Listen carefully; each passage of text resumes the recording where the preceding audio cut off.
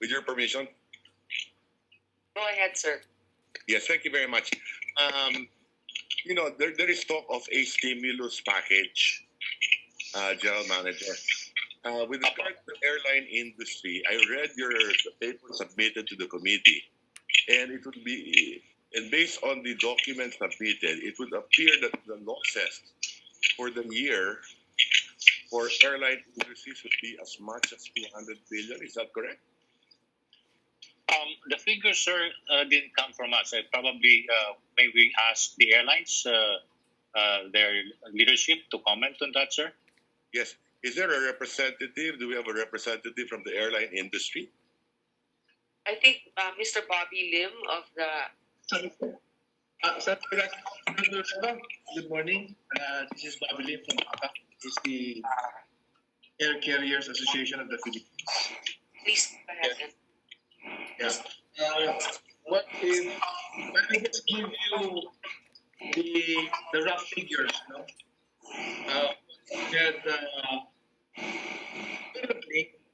In terms of first quarter performance,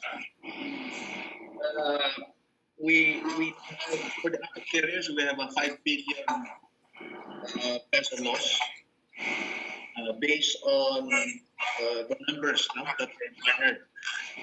Now, the loss obviously will accelerate because from the period April onwards, until today, there is absolutely no revenue generated by the local carriers. And any extension of the ECQ, of course, will further increase the losses. And if we are to move to a scenario where the restrictions are going to be relaxed, we feel there are still other challenges because the LGUs do their own risk assessment as to whether to open up their individual cities and municipalities to passenger flights. Ang nangyayari ho ngayon is we might be ready to fly to a secondary city like Tacloban or Zamboanga or Puerto Princesa because we know that the main provincial hubs of Cebu and Davao still have a high infection rate. But the problem with the secondary cities, and we can give the example of Puerto Princesa, the LGU feels that even with flights, they would not welcome passengers' arrivals because they do not have the public health infrastructure to contain any introduction of infection. So if we are to extend, therefore, the non-revenue of the domestic carriers and the very low revenue, assuming it happens in the latter part of the year, the losses will really be very, very large. Mr. Lim, let me just clarify with Senator Recto. Is Mr. Lim addressing your question, sir? Or yes, but what are how many jobs do you have in the airline industry, domestic? One, and two, what will be the losses? What are the expected losses until the end of the year? How much are you talking about? Well, in terms of employees, if you just add the regular employees, that's about 25,000. But if you add the associated entities that support the airline industry, yes, and including the travel and the hotel, because they are all interlinked industries to aviation, considering that the movement of people in an archipelagic country like ours is dependent on air. It is estimated by IATA that there will be about 500,000 jobs that are at stake. IATA naman has made an estimate that the loss for the year for the industry in the Philippines is about $4.9 billion. So roughly $5 billion. Yes. So that's more than 1% of GDP. Yes, if it's... so 250 billion. Yes. Yes. Okay. Finally, what are your recommendations to assist the industry? Well, I think the primary thing is for us to start flying again, because that's our ability to be a catalyzer of economic activity.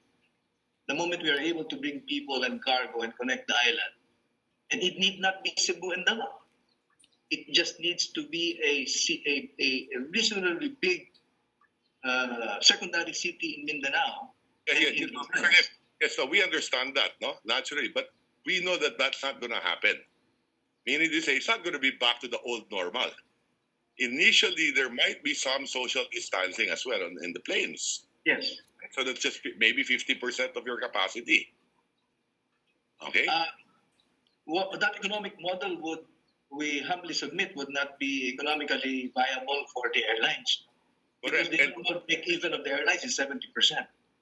Correct. And therefore, the difference, until we get back to the old normal, the difference would be about 40%. So you will lose 40% of revenue, and chances are you will probably lay off 40% of your workforce. Isn't that correct? Yes, right now there is no large-scale layoff of employees in the aviation industries. Yes. The backup carriers have continued to maintain the workforce. Yes. And a wage subsidy from Congress would help the airline industry sustain it. Correct, precisely. And that's what I'm trying to get numbers from you. No? So Yes. we know that potentially, I mean, umpisa pa lang naman doon ang hearing eh. So Yes. potentially, you may have a 250 billion loss until the end of the year. Okay? Yes. Assuming you're allowed to operate 50% capacity and your break even is 70%, then there's a 20% of gross, right? That you may need assistance from government. Yes. So you don't lay off workers. Yes. Yes. I understand the point. Yes. And when you talk about wage subsidy, that's precisely what you're saying. In effect, so that we don't lay off workers, right? Yes. Until such a time that, assuming that there is a vaccine, or until such a time that there is a cure, then you can go back to the old normal. Yes. And when we say old normal, the projections that the local carriers have is that for this year, we will be able to resume only 20 to 30% of our original network in terms of capacity and destination, because number one, there is the concern of the consumers to travel. So we need to really give them what you call the layers of biosecurity assurances that the place is You have to assure. clean and safe. You have to assure. Starting from the ground. You have, Starting from the ground. yeah, so, correct. So in effect, what you're saying is that walang consumer confidence. Right now, wala. No? Okay. Now, maybe you can submit to the committee, because I know that the mahaba pa yung hearing na to, Yes. so that others have the opportunity to ask also and to make their own presentations.